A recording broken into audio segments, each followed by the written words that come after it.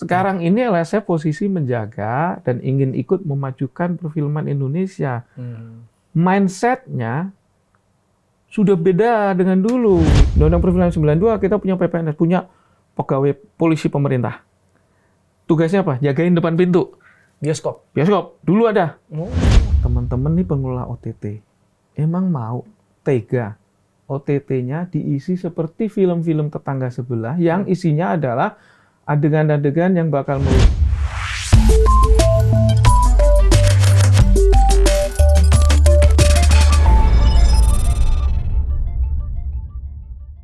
Teman-teman semuanya, kita akan ngebahas tentang seni, kebebasan berekspresi, bisnis film, dan lembaga sensor.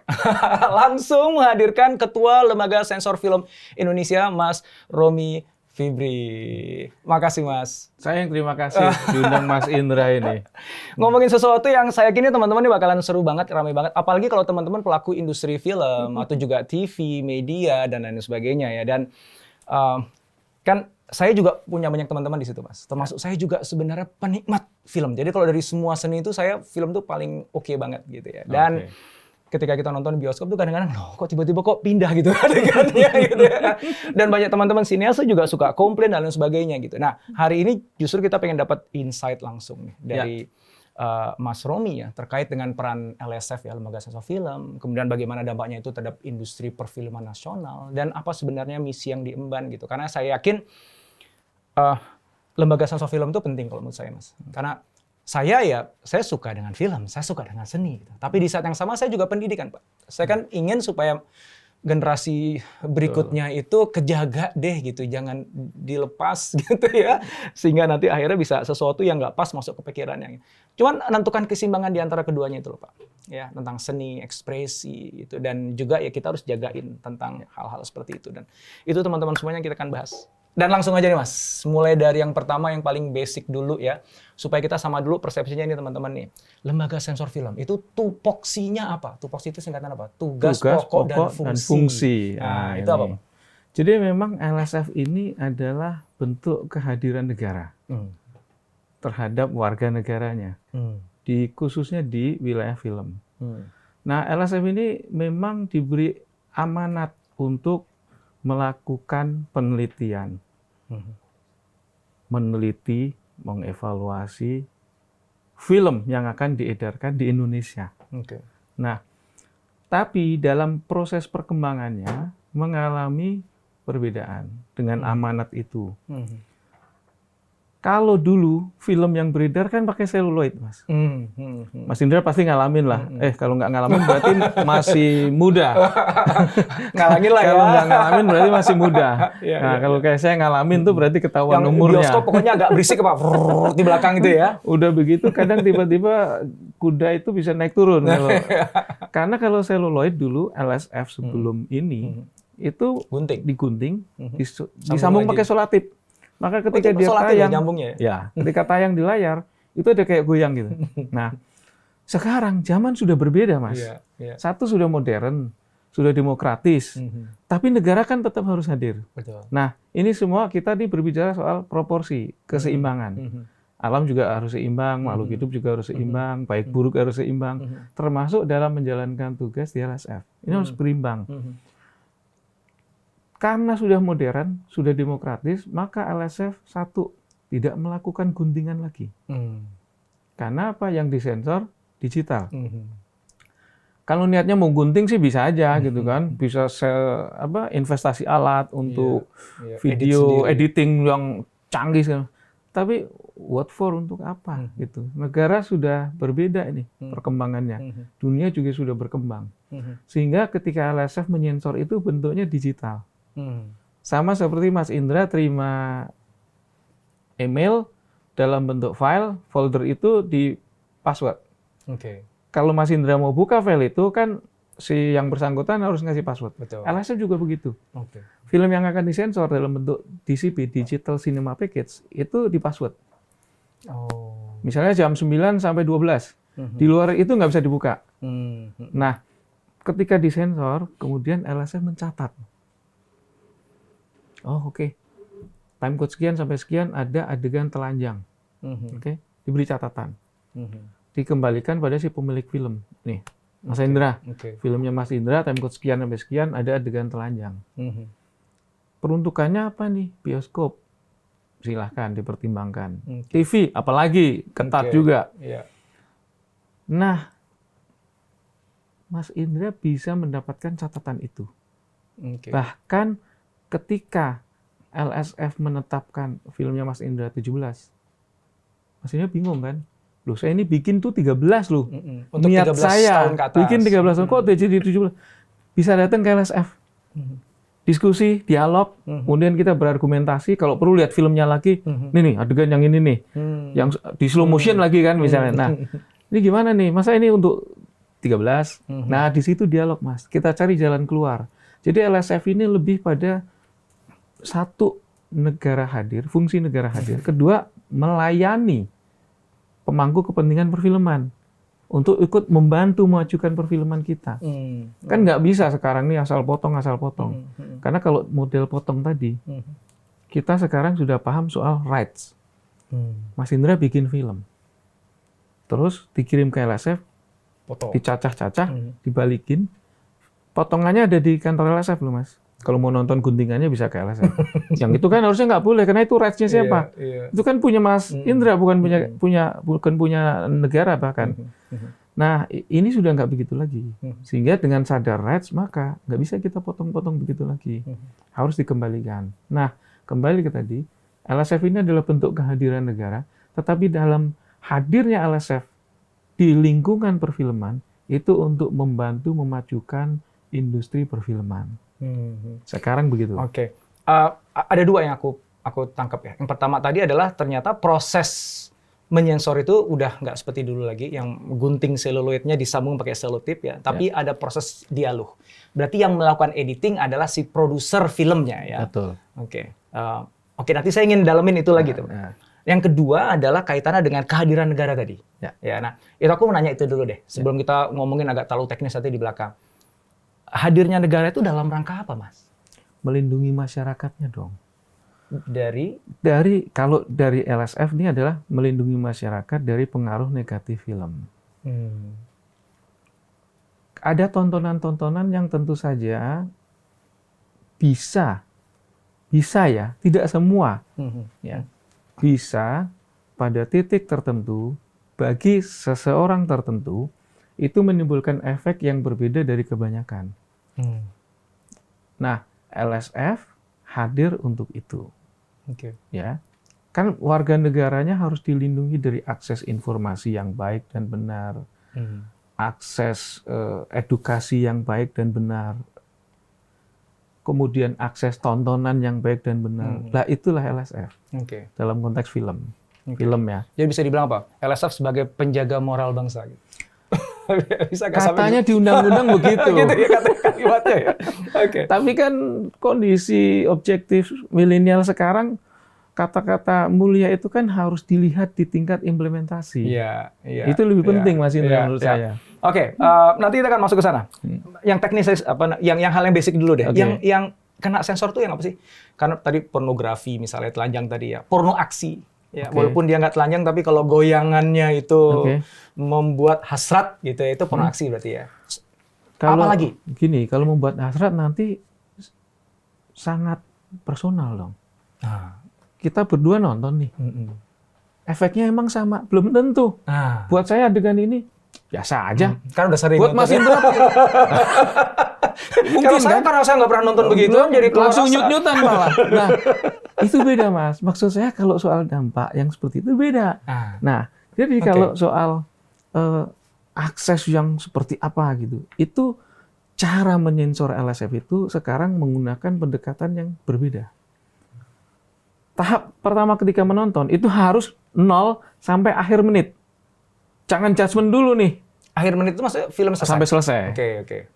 Begitu ada adegan ranjang nih, jangan di-judgement dulu. Udah biarin aja dulu, nikmatin dulu nyensornya maksudnya. Sampai habis. Begitu film habis selesai, baru itu tergambar secara utuh, konteksnya dapat, konteks adegan, dialog, monolog, dapat, baru 17 nih kayaknya. ketika usianya sudah didapatkan, klasifikasi usia sudah ditetapkan, sudah ketemu, aman tuh. Jadi cara melihatnya begitu. Kalau misalnya, ini kayaknya alur besar konteks 13 nih. Ya. Tapi ada adegan tertentu. Adegan tertentunya nih cukup fatal nggak? Untuk yang 13 ini. Kalau dianggap cukup fatal, oke, naik klasifikasi. Kalau enggak, ini masih oke nih. Karena 13 tahun ke atas itu, jangan lupa Mas Indra. LSF kan punya semua umur, 13 tahun ke atas, 17, 21. 13 sampai 17, itu ada range loh. Ada anak SMP, ada anak SMA di situ.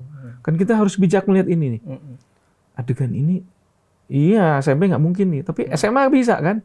Di sini nih range-nya. Nah, kebijakan melihat inilah yang, dan juga kejelian menentukan konteks inilah yang sekarang dilakukan. Jadi, ideologi pertama LSF itu adalah tidak memotong gambar dulu.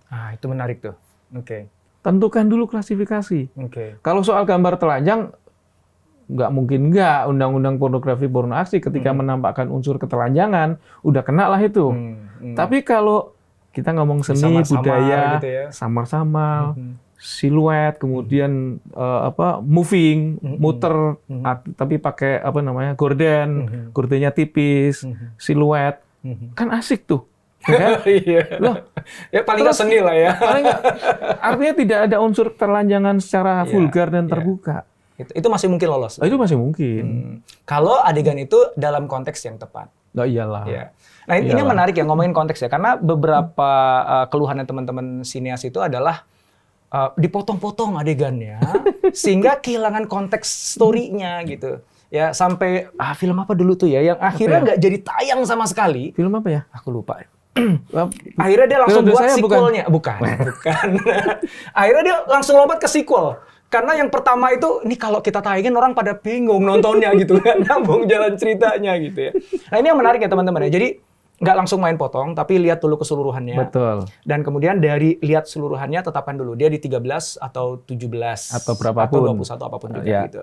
Baru setelah itu deep diving ya. Karena bisa jadi walaupun udah 13, 17, 21, tapi ada yang adegan tertentu di dalam film itu yang memang harus dipotong. Contohnya tadi ya, pornografi atau porno aksi yang itu secara vulgar terlihat gitu ya. Yang itu emang udah jelas undang-undangnya melarang. Betul. Jadi ada dua adegan, dialog, monolog yang memang konteks dengan klasifikasi usia, sama yang memang itu bulat-bulat dia ada pelanggaran undang-undang di situ, pornografi, porno aksi. Kalau udah telanjang bulat kan nggak mungkin. Mas Indra mau argumen apa lagi, ya? Tapi ada tapinya nih Mas. Hari ini ketika LSF menyensor film yang ditayangkan untuk festival, murni klasifikasi. Murni karena klasifikasi. Itu kan audiensnya spesifik ya. Satu audiens spesifik, kedua dia adalah untuk area atau wilayah pendidikan atau edukasi. Ketika edukasi, targetnya kan tidak semua masyarakat umum yang memang mau have fun, nonton, enggak, memang khusus datang ke situ mau nonton, lihat sinematografinya. Nah, kalau festival sampai hari ini LSF murni klasifikasi, apapun adegannya. Tapi kalau untuk yang lain, karena publik, ini ada aturan yang terkait. Nah, kaitannya dengan yang harus dipotong tadi. Misalnya ini ada 13, 17, 21 ya.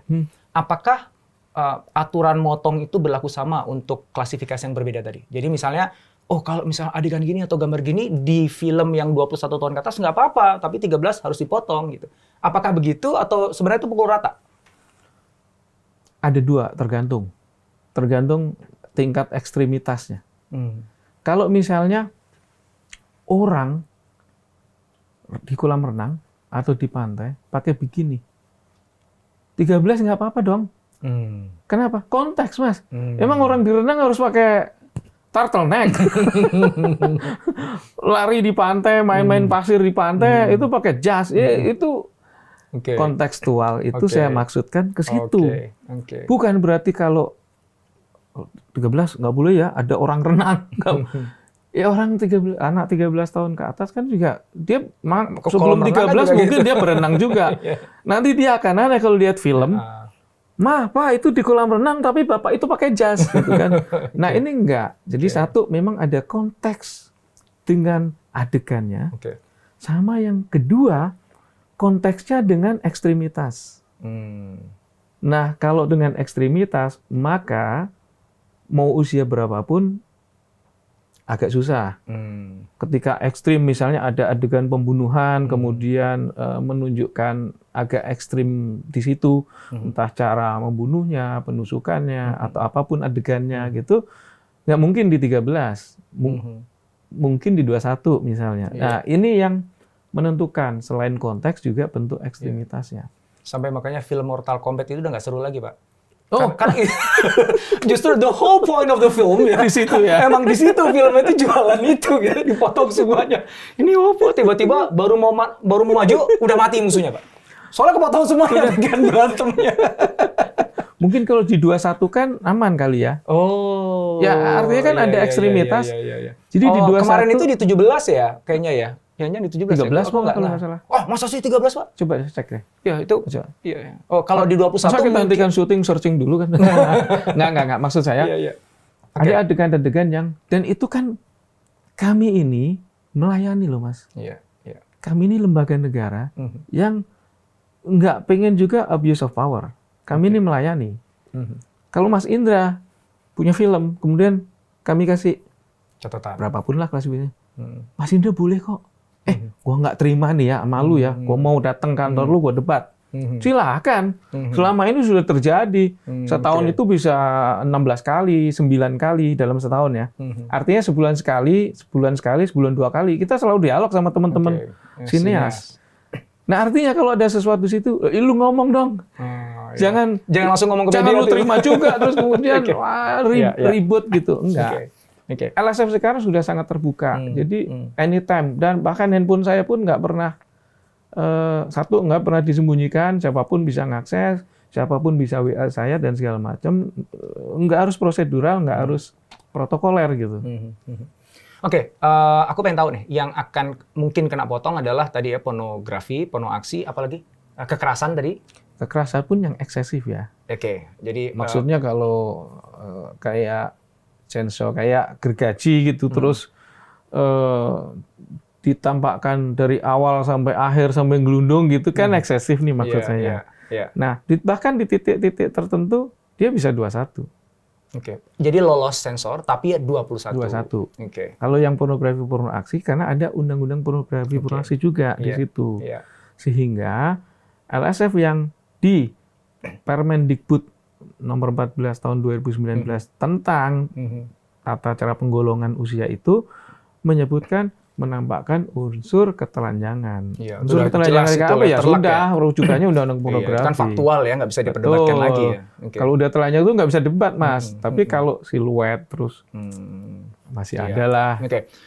Kemudian tadi setelah kekerasan, SARA itu juga masuk ya? SARA masuk, jadi ada kekerasan, ada SARA. Cuman kan SARA ini harus dilihat seperti apa. Kan nggak mudah di film itu kemudian dengan gampang menuding kita, ini SARA nih sensitif pada suku atau agama. Harus dilihat konteksnya. Di bagian juga. Itulah makanya dialog itu diperlukan dengan sineas. Jadi supaya maksudnya sineas itu sampai, karena bisa jadi sineas tuh niatnya tuh justru ini joke gitu ya. Atau ini sebenarnya cara kita satir ingin menunjukin ke masyarakat, ngajarin kan gitu ya. Jadi betul. Ada joke di antara kami ini LSF dan juga para sineas. Yang tahu film itu maunya apa, maksudnya apa, yaitu hanya scriptwriter, produser, sama Tuhan. Sutradaranya juga nggak tahu? Kan dia mendirect ya. Oke. Part of itu ya. Nah, LSF kan nggak tahu. Lu bikin film maunya apa sih? Nah, ketika ada adegan tertentu kemudian dipersepsikan, kemudian dibayangkan, oh seperti ini. Barangkali ada gap di situ dengan maksud. Maka harus dialog. Nah, dialog itu, Mas, LSF juga bukan pasif, Mas Indra. Mas Indra punya film, kemudian kami melihat, ini ada adegan begini nih, yang kayaknya gimana nih? Kita putusin aja 13, 17 dulu atau gimana? Enggak, biasanya kami putusin juga. Jangan dulu putusin, panggil dulu aja kita. Kita dengerin, ini maksudnya apa nih? Nah, gitu. Misalnya gini nih, ada adegan, ini agak teknis ya, tapi konteksnya ke situ. ada adegan ada seorang cewek pakai bikini mau turun ke kolam renang. Kalau kita kan lompat aja nyebur, bleng. Ini enggak, pegang besi yang di pinggir itu, slow motion agak nunduk dong. Kamera angle-nya tertentu. Kamera angle. Kayak kita panggil, lu maunya apa ini adegan ini? Gua kagak paham dah. Lu minta 13, tapi ada adegan begini, lu mesti jelasin dulu nih. Dijelasin ini maksudnya begini. Oh ternyata ada konteksnya. Kenapa di slow-mo gitu? Si sutradara, scriptwriter-nya punya maksud tertentu. Ketika ada konteks dan bukan sekedar eksploitasi, nah itu masuk tuh diskusinya. Jadi itu kata kunci eksploitasi itu ya, memang sekedar eksploitasi tubuhnya dia. Betul. Itu berbeda dengan kebetulan aja angle-nya begitu karena ada maksud di baliknya gitu ya. Betul. Ada adegan sebelumnya sesudahnya atau ada. Betul. Nah, saya kasih tahu konteksnya nih biar Mas Indra dan juga yang mendengarkan paham maksudnya. Supaya bayanginnya saya juga harus saya juga harus melindungi si pembuat film bahwa dia juga nggak tengil-tengil amat gitu ya. Kenapa dia begitu? Karena ini ada adegan orang tua tunggal, single parent cowok, anaknya masih bayi. Terus dia harus nyari ibu susuan karena dia bekerja segala macam, manusiawi dong.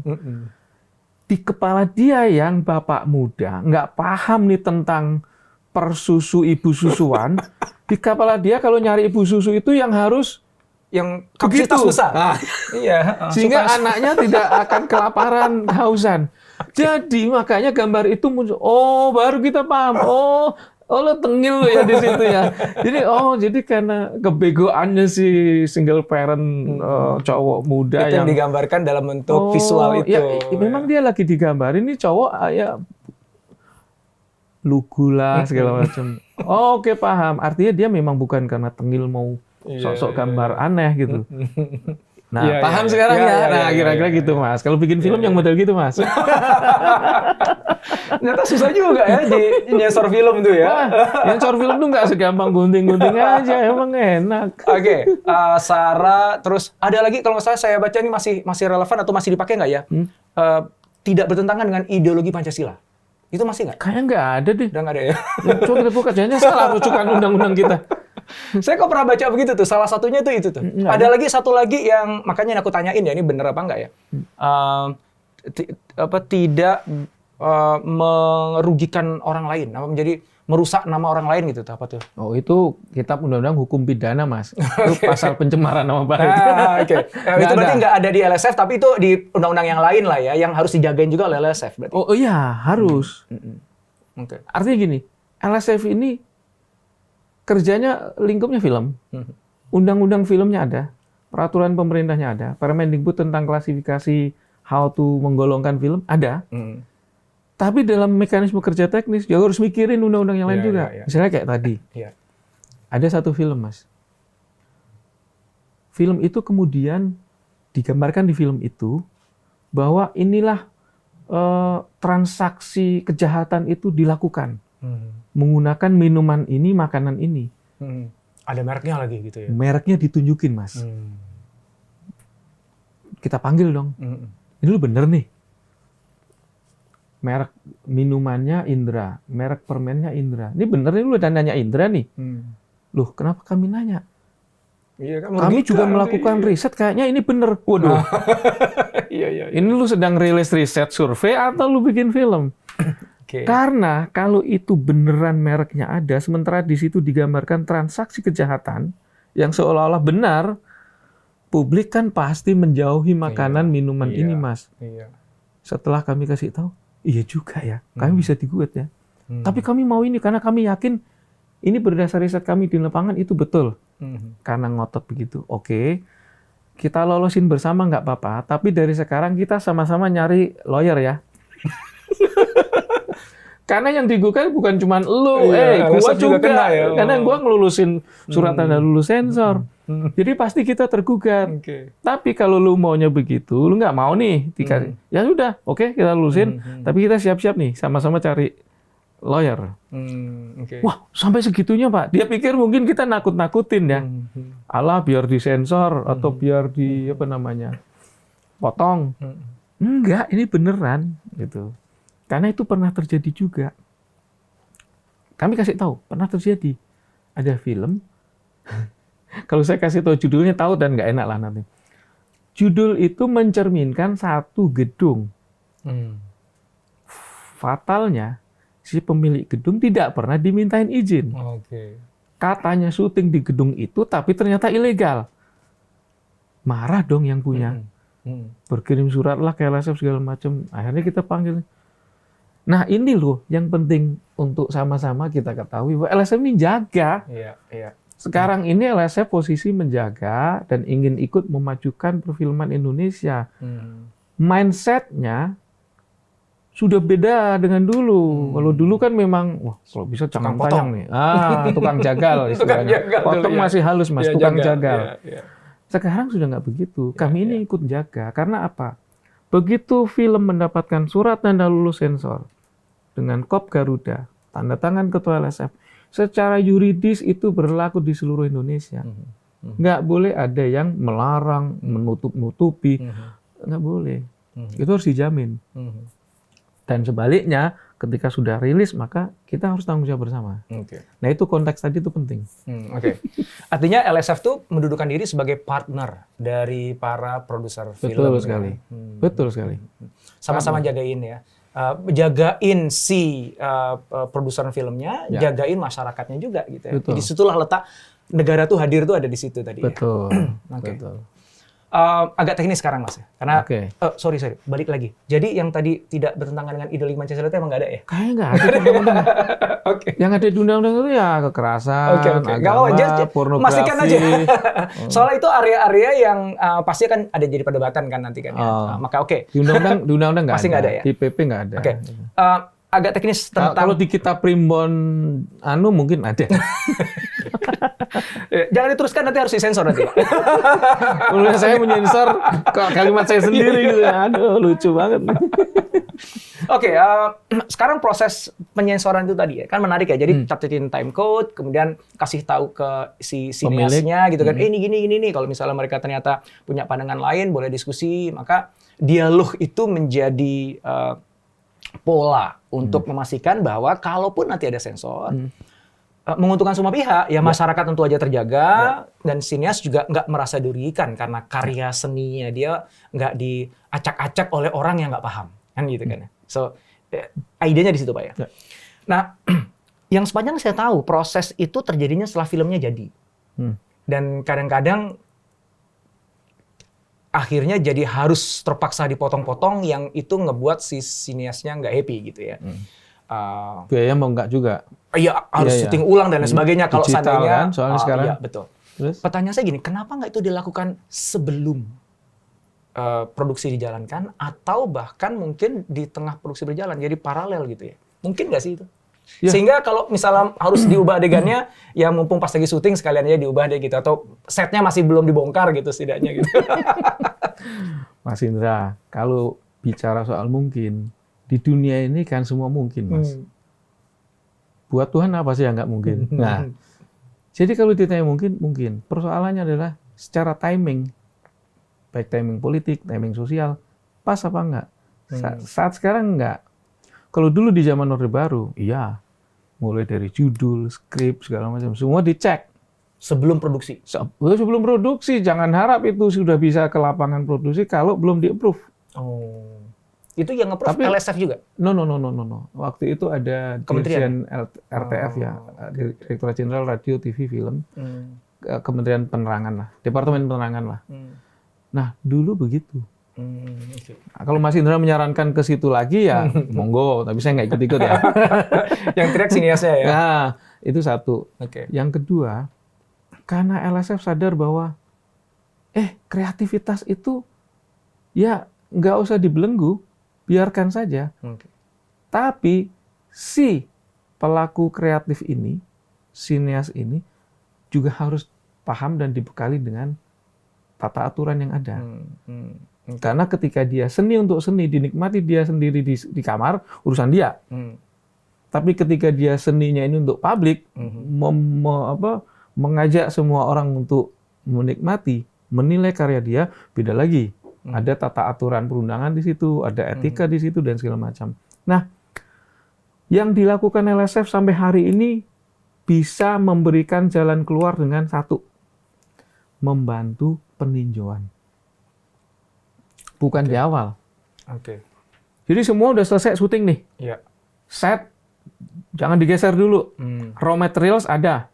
Raw materials dikumpulin kan. Biasanya si editing terakhir kan. Belum picture lock nih. Udah agak teknis istilahnya. Belum dibungkus lah pokoknya. Belum dirapiin. Mungkin musik juga belum ada. Dia ragu nih. Nih, gambar-gambar mana yang kira-kira aman atau enggak. Terus kalau dengan komposisi semua raw material gambar mentah ini bisa klasifikasi 13 nggak seperti yang saya mau. Dia bisa kirim ke LSF. Namanya peninjauan, bukan penyensoran. Kalau penyensoran secara hukum nanti keluarnya adalah surat tanda lulus sensor karena penyensoran. Kalau peninjauan nanti surat keterangan peninjauan. Isinya, Mas Indra, filmnya raw material secara umum aman. Bisa untuk 13 tahun. Tapi itu udah ada editing ya? Udah editing kasar ya? Jadi bukan benar-benar raw material. Ya, cuman udah adegan-adegannya udah distruktur gitu ya, jangan ini masuk udah berstruktur lah ya. Jadi udah dipilihin ya yang bagus-bagus yang akan gambar yang sudah ya. dipilihin, sudah kira-kira ini menjadi alur cerita film itu, tapi belum picture lock, editing terakhirnya juga belum. Itu bisa. Sering kami mendapatkan itu karena kami sampaikan ke para pemilik film. Kenapa? Kami nggak tega juga loh. Kami kasihan juga loh kalau pemilik film sudah kirim ke LSF bentuknya DCP, Digital Cinema Package. Terus ada adegan tertentu yang miss barangkali sehingga harus mengubah, kan duit lagi Mas. Kasihan. Ya kan? Mau PH besar, PH kecil, tapi kan ini costly kan. Kami membantu itu. Biar nggak ribet, biar nggak bingung. Yaudah, kirim aja, tapi kasih tahu. Mohon peninjauannya. Jadi kalau peninjauan kami enak, surat keterangan, bukan surat tanda lulus sensor. Berapa banyak dari PH atau produsen film yang melakukan peninjauan itu, Pak? Memang tidak banyak dan belum banyak, karena hanya PH-PH tertentu yang barangkali dia punya pengalaman di masa lalu. Kena sensor yang menyakitkan. Masa lalu loh ya, saya nggak ngomong masa sekarang ya, masa lalu sehingga coba deh, gimana sih? Kan dia belum tahu nih. Periode kami yang Mei 2020 sampai nanti 2024 nih kayak apa nih? Mungkin dia nyoba dulu, coba deh tanya. Itu satu. Ini proses perbantuan yang kami lakukan. Tapi memang nggak banyak jumlahnya. Yang lebih banyak itu yang dialog. Jadi udah jadi dulu, kemudian baru, berarti bukan peninjauan, tapi penyensoran. Penyensoran. Lebih banyak. Sudah diputuskan, baru. Ya, padahal kan itu sangat, apalagi kita tahu ya misalnya ya, film saya ini, ya kan kita sinias pasti udah punya sense lah ya gitu kan, dari pengalaman-pengalaman kan film-film yang lain kan, yang ini kayaknya agak risiko nih, ini kan kayak gitulah ya. Harusnya kan kalau yang cukup bijak kan, daripada nanti gue kadung udah final semuanya, udah di lock, udah jadi gini, baru nanti disensor, gue pusing lagi, kenapa nggak gue peninjauan aja gitu. Kan logikanya kan gitu harusnya kan. Common sense-nya kan harusnya gitu ya. Tapi kan ada tantangan di situ. Kesannya kayak gue nggak bisa bikin aja nih, peninjauan dulu, begitu Mas. Ada loh begitu juga Mas. Kan bukan bikin ya, ini kan cuman, bro, ini gue pengen golok nih gitu. Lo kasih tahu gue dulu dong yang mana nih, jangan-jangan nanti common sense lo ya, ini kan ngomongin common sense ya. Tapi ternyata itu kan nggak dilakukan ya. Apakah ego tadi ya, atau bayar lagi yang agak terlalu mahal misalnya gitu, atau memang mereka nggak tahu sama sekali gitu loh Pak? Ya ada beberapa lah, mungkin satu ada yang belum tahu. Sampai hari ini pun masih ada juga yang berpikir LSF ini tukang jagal.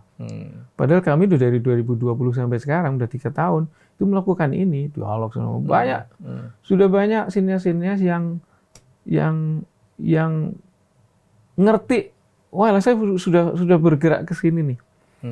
Ada juga yang masih karena trauma masa lalu, males gua urusan sama LSF. Ada juga mungkin. Jadi justru malah dihindari ya LSF itu ya. Padahal kami ini nyambangin loh. LSF ini nyambangin ke PH, ke TV, ketemu sineas, diskusi. Dalam diskusi dan kegiatan LSF tuh selalu melibatkan teman-teman sineas, sutradara, produser, artis.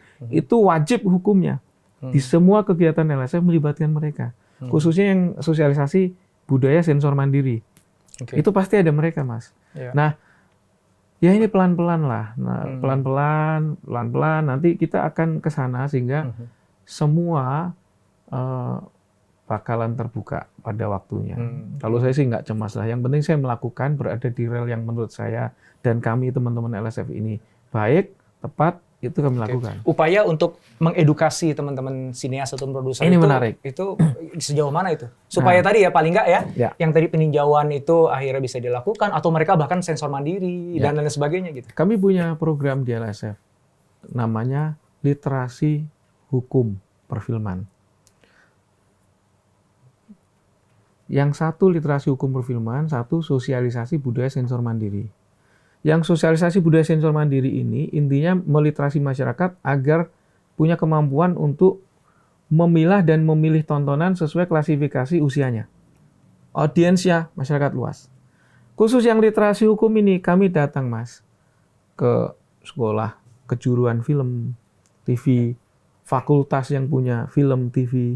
Kami samberin, kami sambangin ke markas mereka. Biasanya yang diajarin di situ kan berkaitan hanya dengan teknis, dengan apa, undang-undang pun dengan HAM, dengan apa. Tapi yang fokus perfilman dan semua yang melingkupi kan belum ada. Nah, kami datang menawarkan itu. Dari periode kami sudah melakukan itu. Jadi kami melakukan literasi, namanya literasi hukum perfilman. Sasarannya sebenarnya para teman-teman sineas atau produsen lah. Kampus yang memproduksi calon-calon sineas kita. Iya.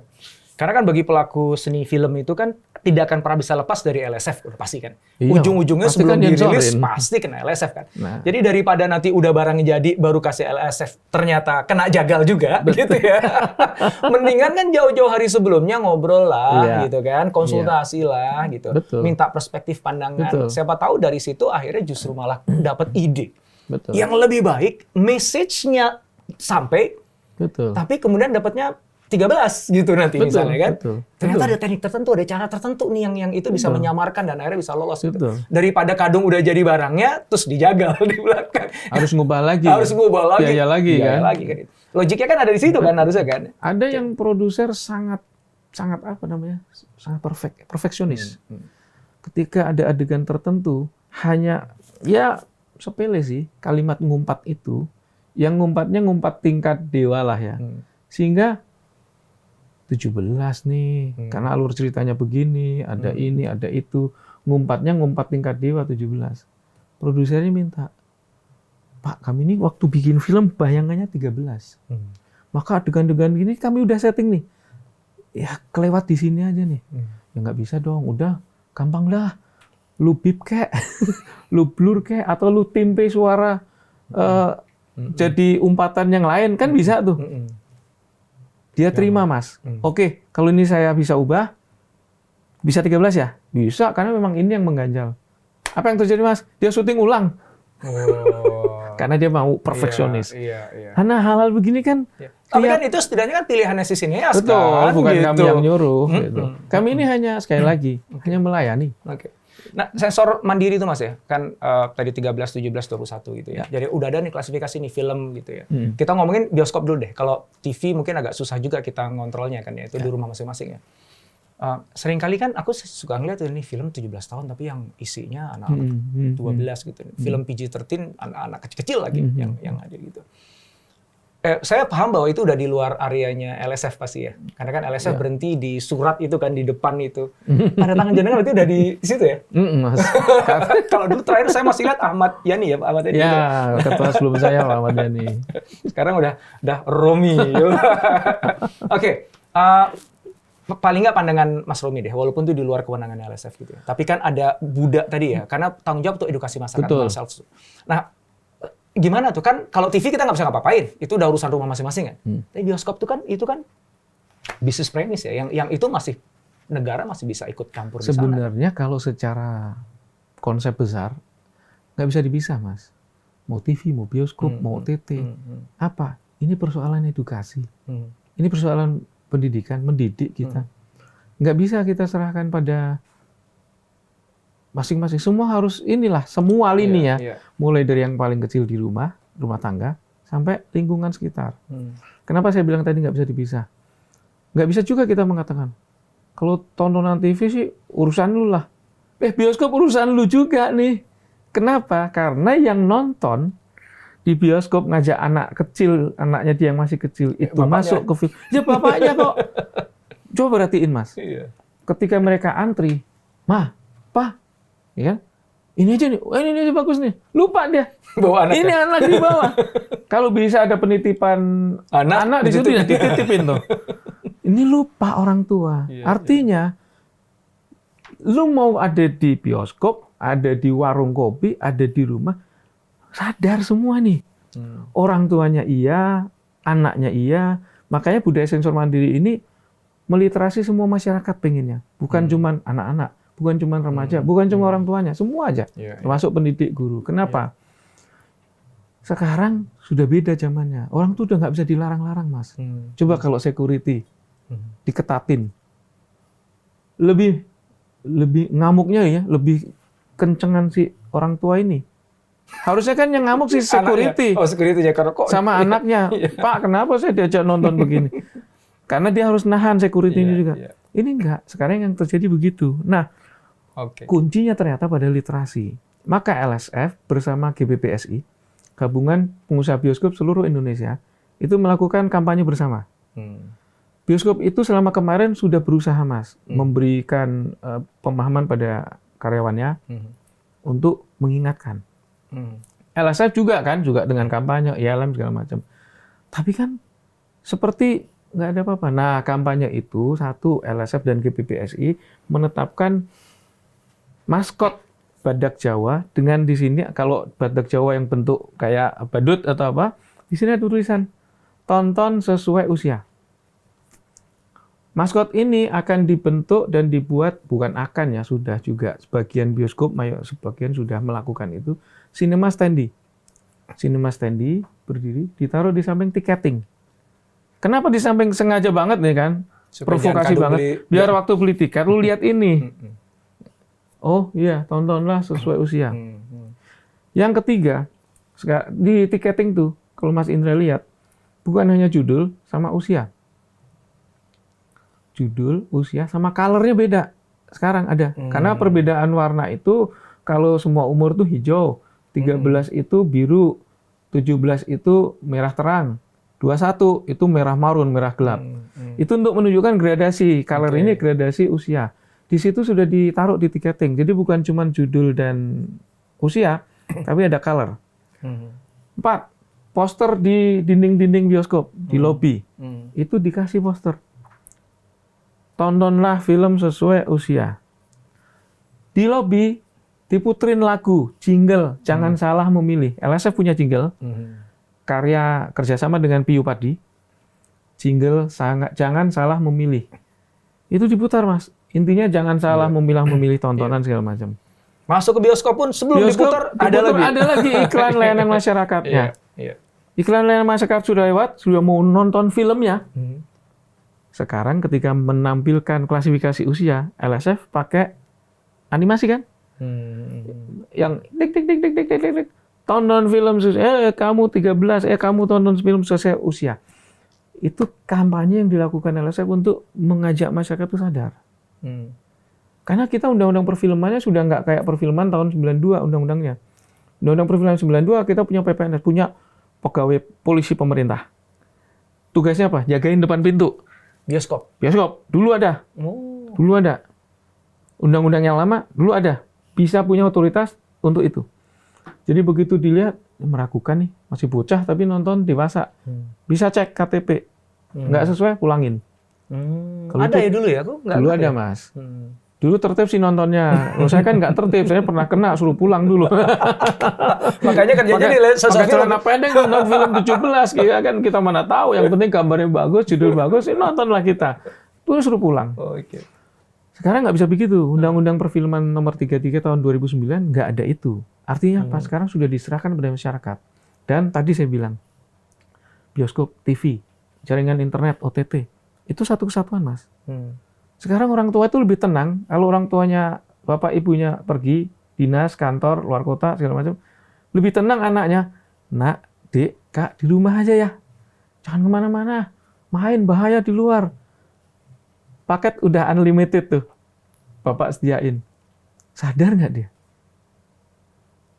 Kalau dia unlimited, searching kemana-mana, kan lebih bahaya, Mas. Mendingan kasih motor keliling kompleks.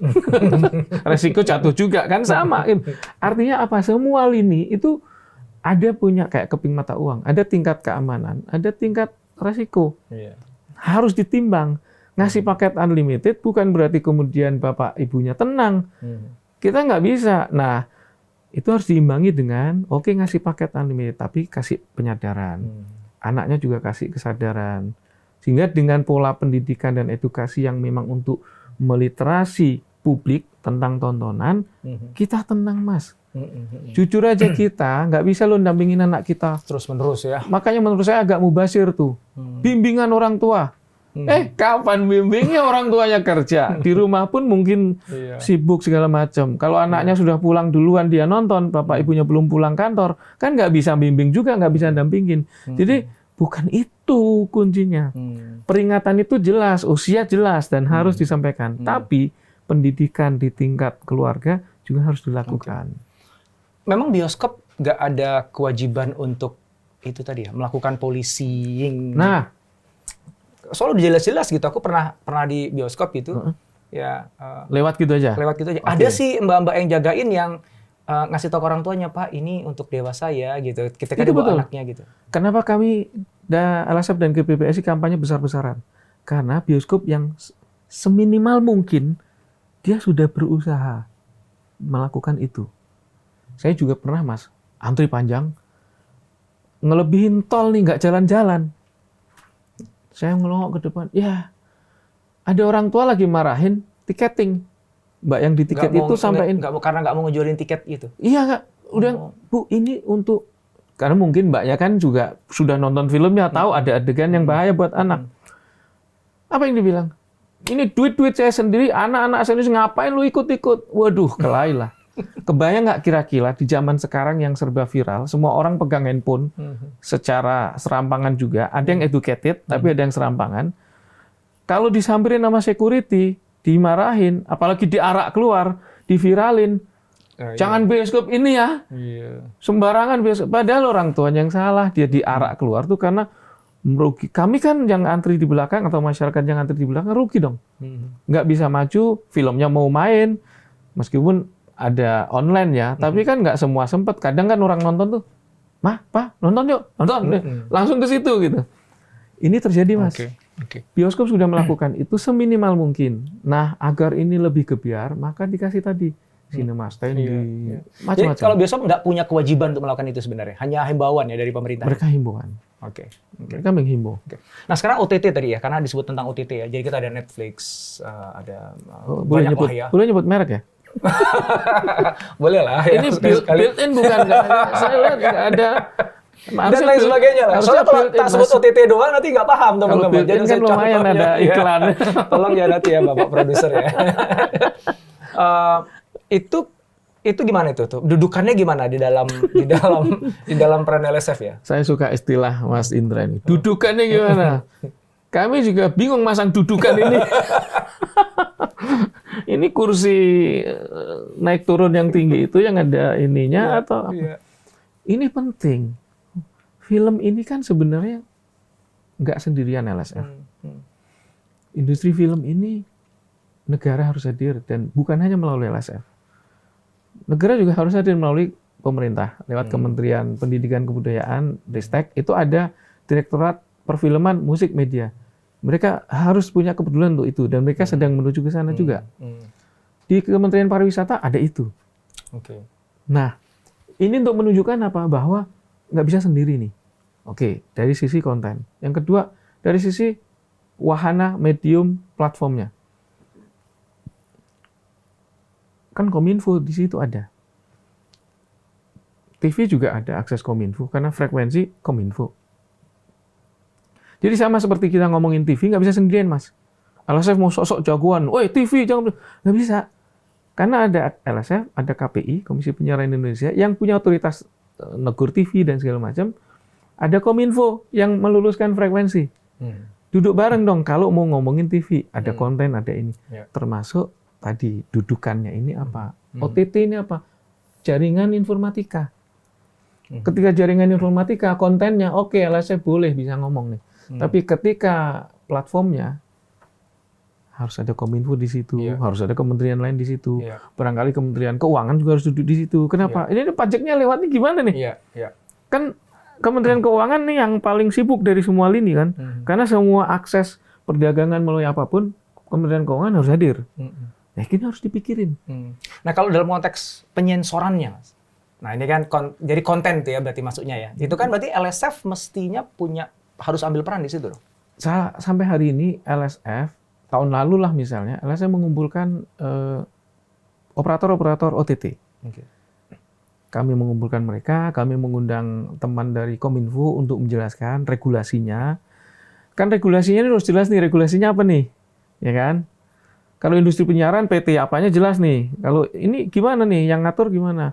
Ada nggak mekanisme sensor? Oke, kalau mekanisme di IPRA. Oke, kalau nggak ada nggak mekanisme kontrol? Pakai apa? Kalau mekanisme kontrol sudah ada, oke, eksekusinya ada nggak mekanisme take down? Segregasi.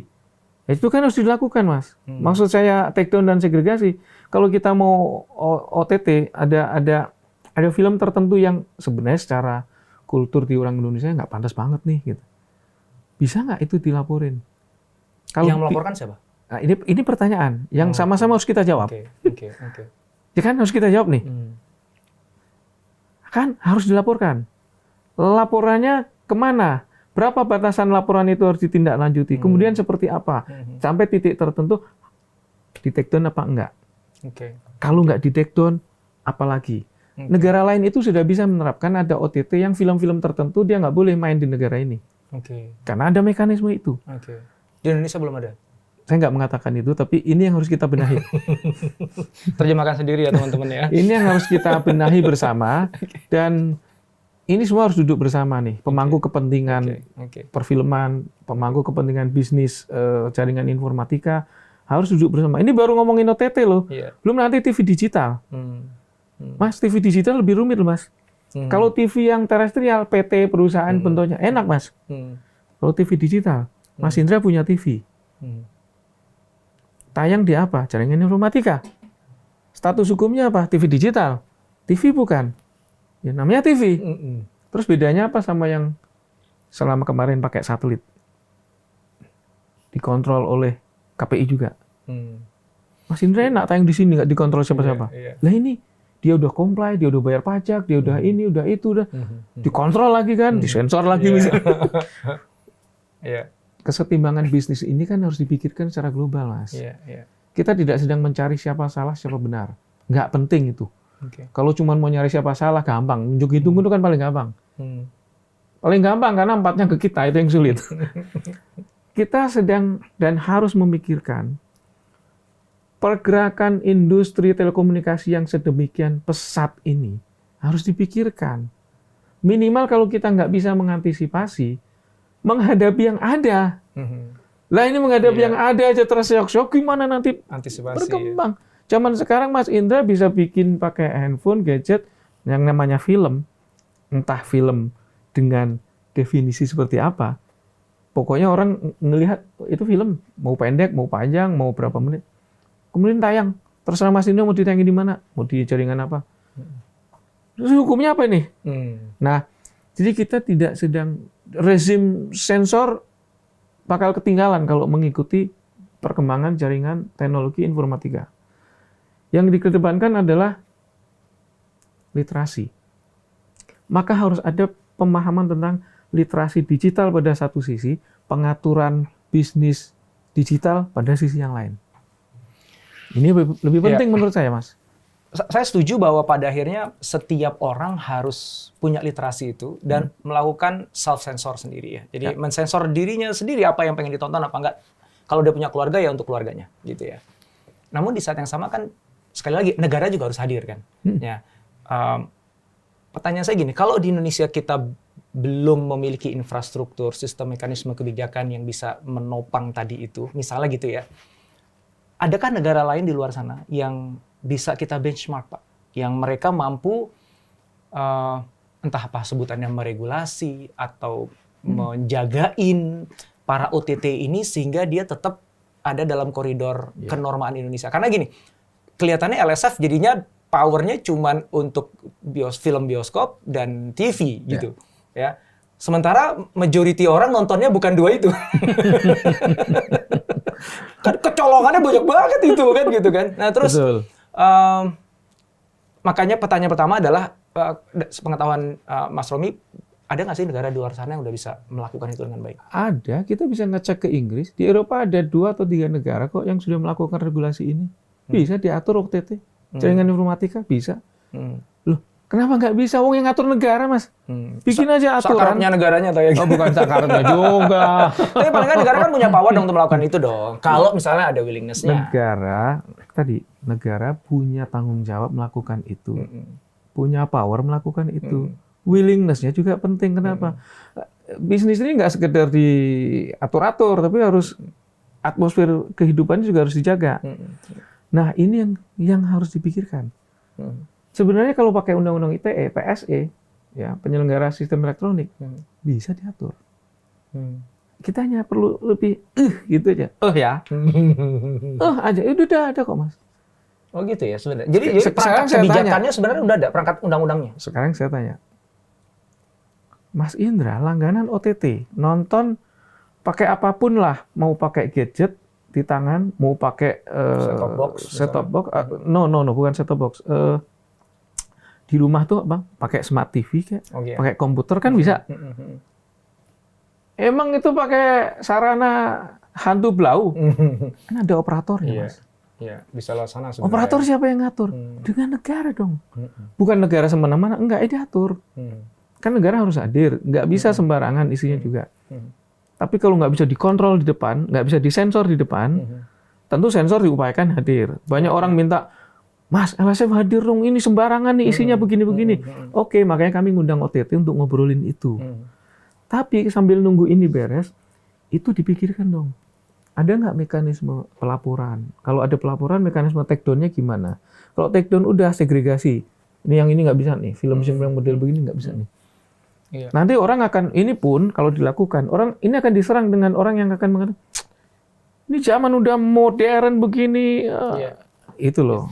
Seringkali yang ngebuatnya kayak gini tuh nggak maju-maju itu adalah karena terlalu banyak stakeholders yang ada di sana. Contohnya gini Pak, rumah saya itu di perbatasan antara Jakarta Timur, Bekasi, Bogor dengan Depok. Wih, berat itu. Itu ada satu jalan panjang di situ. Itu jalan itu nggak pernah bener-bener Pak. Kenapa? Karena bingung. Itu jalan punya otoritas siapa? Betul. Kalau misalnya dari satu bagian, misalnya Bekasi yang benerin jalan, ya masa cuma benerin jalan 1 kilometer, yang sana nggak dibenerin kayak gitu kan. Akhirnya itu ketika ada galian di jalan itu, nggak beres-beres bertahun-tahun gitu. Padahal itu galian kecil Pak, macetnya jadi bikin panjang banget gitu.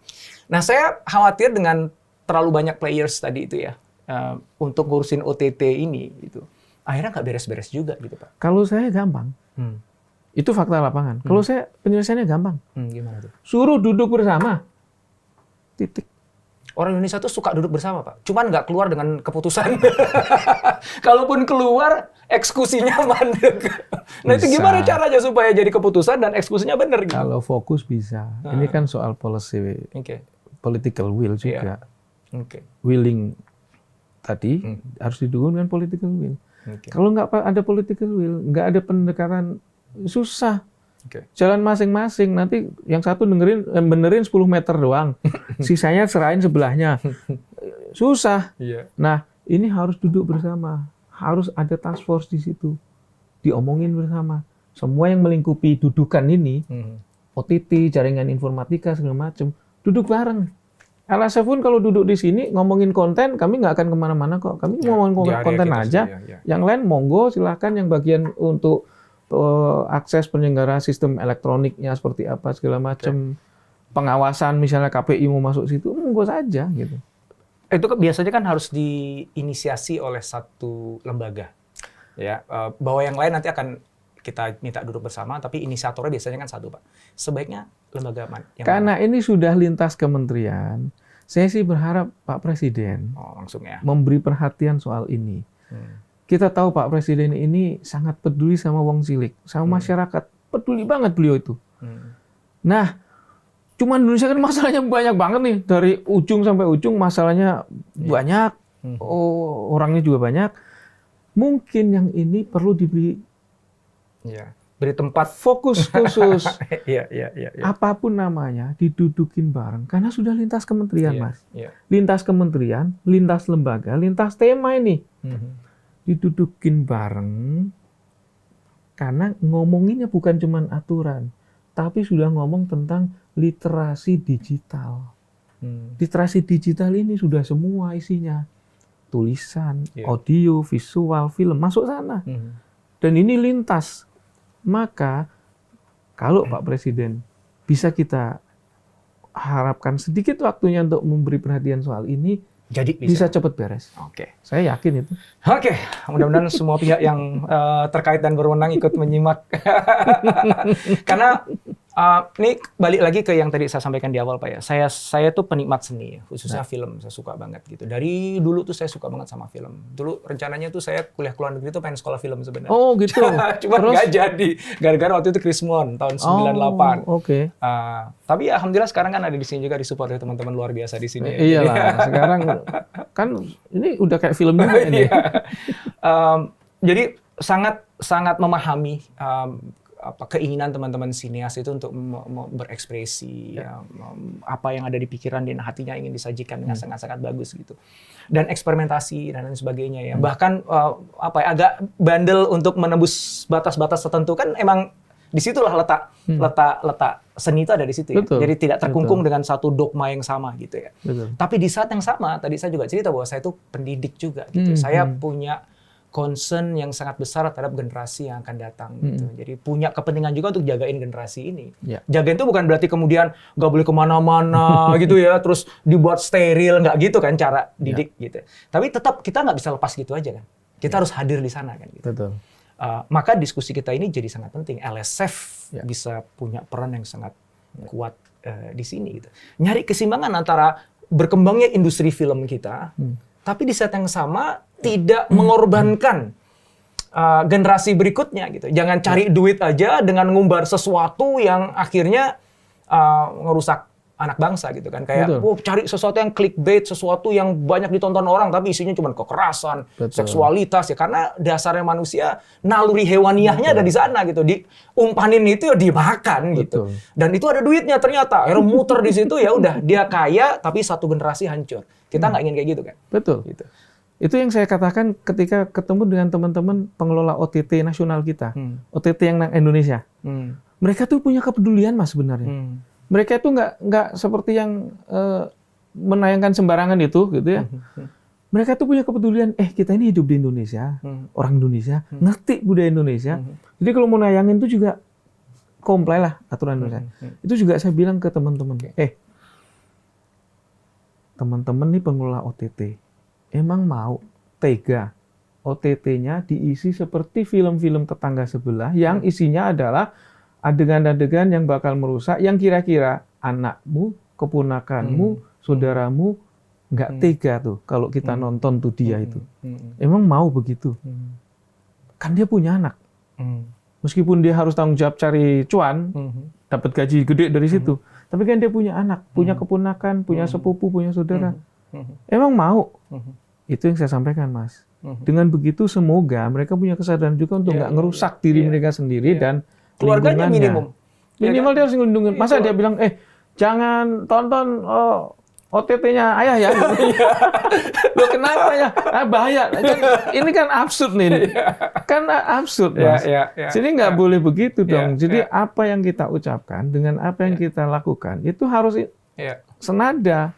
Jangan yang kita ucapkan beda, yang kita lakukan lain lagi. Ini rusak semua ini. Ini seru banget ya, makin sore makin rame kayaknya. Oke, tapi waktu juga akhirnya harus memisahkan kita untuk sementara ini. Boleh Mas Romi ada yang ingin disampaikan sebagai penutup ya? Mungkin pesan dari Mas Romi atau mungkin harapan gitu ya. Khususnya nih, 2. Pertama untuk teman-teman yang ada di industri media ya. Itu aja bukan hanya film ya, bisa jadi untuk TV, bisa jadi bahkan walaupun news dan live show itu nggak kena sensor juga, tapi kan itu kan ngefek juga kan ya, sebenarnya kan ya, gitu kan. Sedih banget sih sebenarnya ngeliatin news-news yang lebih mengandung kekerasan dibandingkan film yang saya tonton gitu. Iya, betul. Itu satu pihak. Yang kedua adalah tentu saja pemangku kepentingan yang bisa bantu jagain generasi berikutnya, ya dari orang tua sampai negara gitu. Nah, apa pesan Mas Romi untuk teman-teman itu semua? Ini bukan kalimat saya, tapi saya ngutip dari salah seorang bijak bestari lah ya. Dia mengatakan begini, saya sungguh-sungguh berharap bahwa evolusi manusia akan mencapai suatu tingkat kematangan sedemikian rupa, sehingga ia menjelmakan senapan-senapan mesin menjadi pena-pena. Karena pena telah melayani kemanusiaan, sedangkan senapan mesin tidak. Intinya edukasi, literasi, itu Mas. Masya Allah, keren banget. Mas Romi, matur nuwun, makasih banget untuk waktunya, sangat mencerahkan. Mudah-mudahan ini disimak banyak orang dan teman-teman semuanya share video ini ke semua pihak yang menurut teman-teman perlu dengerin ini. Karena kita perlu bangun industri film tanah air kita, di saat yang sama juga kita harus jaga generasi berikutnya. Matur nuwun, makasih banget. Sama-sama Mas. Sip. Makasih untuk waktunya. Thank you.